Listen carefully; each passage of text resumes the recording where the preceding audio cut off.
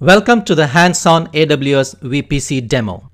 In this demo, we'll learn how to create a brand new VPC. We'll talk about different options that are provided by the VPC wizard. We'll discuss the subnet ranges that are carved out from the larger seeder block we choose for the VPC. We'll discuss the private subnet and the public subnet options. We'll talk about the routing tables. We'll talk about the internet gateway that's created by the wizard. We'll discuss the VPN gateway. We'll talk about dedicated instances, and we'll figure out where to request dedicated instances or how to request dedicated instances in VPC. We'll discuss the NAT instance that's created by VPC. And finally, we'll look at the difference between the routing tables for a private subnet and a public subnet. Then we'll figure out how to delete a VPC. So I'm logged into my AWS console and I'm in the Northern California region. The link for the VPC dashboard in the networking section. I click on the VPC dashboard link and it gives me the default VPC Amazon creates for us.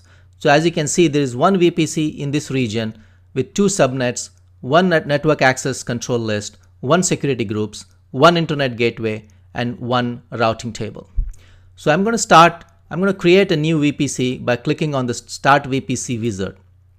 And these are the four options we saw in the previous section. We see a VPC with a single public subnet, a VPC with a public subnet and a private subnet. This is the most popular options of VPC. The third option is a public and a private subnet with a hardware VPN access back to our data center. And the final option is a VPC with a private subnet only and a hardware VPN back to our data center. So let's go and choose the second option, VPC with a public and a private subnet, and we select that option. So on this screen, we see the option of selecting our seeder block for the VPC. By default, it's going to say it's going to choose 10.0.0.0/16. We can give a name for our VPC. I'm just going to call it my VPC. And then there are two subnets it's going to create, a public subnet and a private subnet. And it's going to prompt me for a IP range for the public subnet as well as the private subnet. And we can also specify the availability zone for our VPC, for our subnets. So I'm just going to say, choose the public subnet, I'm just going to choose the availability zones for these subnets as 1B and 1C. I can give a name for this public subnet, so I'm just going to call it my VPC public subnet, and for the private subnet, I'm just going to name it my VPC private subnet. In addition to the subnets, it's going to create a NAT instance for me. By default, it chooses an M1 small. If it's going to be a lot of instances, if there's going to be a lot of instances in the subnet, in the private subnet, I can choose a larger size if I want to. In addition, I can specify the key pair name. If I want to log into this instance ever, I can select a key pair. But most of the time, you want to treat this NAT instance as a black box. It does its job. We don't need to log in. There's nothing to be installed on this instance. So I'm going to leave it as M1 small. The next thing it's going to prompt me is the DNS host names. Do I want all the instances created in this subnet to have a DNS host name? I can choose yes or no at this screen. The last option on the screen is the hardware tenancy. If I want to have all dedicated instances for my subnet, all dedicated instances in my VPC, I can choose a dedicated option on this screen. I'm just going to leave it as default. That means the instances that are created in the VPC are going to be shared resources. In other words, other customers will have their instances on the physical hardware that my instances will be created. If I'm concerned about security, and I can choose a dedicated instances at this screen. So I'm just going to create the VPC. It's going to take a couple of minutes, and we'll walk through all the components it created for us. So let's look at all the components that VPC wizard has created for us. You can click on your list of VPCs, and then you can see it created this new VPC for me called my VPC. And it displays the seeder block that we use 10.0.0/16. And we can look at the subnets it created for us, the VPC public subnet, the private subnet. it created a routing table for us. So if you click on the subnet, the routing table for my VPC, it has created two routing tables, and it displays the routing table. If I click on the details of the routing table, as you can see, the highlighted routing table has the default gateway set to the internet gateway. The 0.0.0.0/0 specifies the default router or default gateway. That means all communication from this subnet goes through the internet gateway.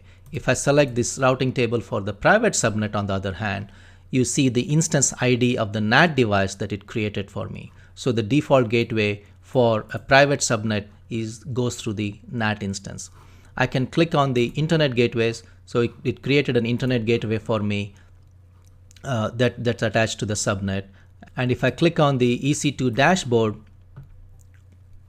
for this region, it created one instance for me. So that's the NAT instance that it's creating for me. It's a M1 small instance. And let's explore some of the other options in the VPC dashboard. So now if you look at the main dashboard of VPC, you have two VPCs now. One was the default VPC Amazon creates when you log into this region, and the two subnets I created, the two network access layer, one from the default gateway and one from the default VPC, and one from the new VPC we just created. It has the two internet gateways, the three routing tables, and an elastic IP for the NAT instance. And if I click now on the network access layer, so it has one network access layer that was created for the VPC, my VPC. The inbound rule essentially allows everything. The outbound rule allows everything to go out. The next we'll look at the VP. Since we have not created a VPN gateway, the virtual private gateway is, we don't have any entries in the virtual private gateway. The same thing for customer gateway. When you create a customer gateway or a virtual private gateway, like we discussed in the class, it lets us have a VPN connection between our data center and AWS. And finally, let's figure out how to create instances in our VPC. So if you go to our EC2 dashboard, when we choose an instance, when we want to launch a new instance, and I'm gonna just select Ubuntu instance here.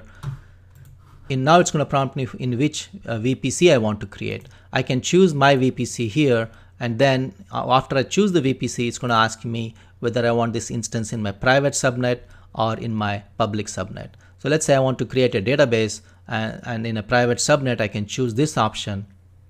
And then it's going to ask me, do I want to assign a public IP to this instance? Since this instance is in a private subnet, I don't really need a public IP address for this instance, so I'm just going to leave it as disabled. The other steps are similar to what we have seen in the previous section, so I'm just going to complete that process and then launch the instance. And finally, let's figure out how to delete an VPC. When you click on the list of VPCs, I can select my VPC, and then from the actions menu, I can just disable the VPC. Because the VPC has existing instances right now, the NAT instance. So for that, we need to go to the EC2 dashboard. We have to delete that NAT instance that's running because that's part of the VPC. I'm going to terminate that instance. Once the instance is terminated, I can go back to the VPC dashboard and select that VPC and delete that VPC. And once the instance is down, I can select the VPC. I can look at the list of VPCs that I have, and from the actions menu, I can just delete that VPC. It's going to prompt me the actions it's going to take by deleting the subnets, the security groups, the network access, the VPN attachments if you have any, the internet gateway. It's going to delete the routing tables. It's going to delete all the network interfaces. It's going to, when you click delete, it's going to terminate everything that it created when you started the wizard.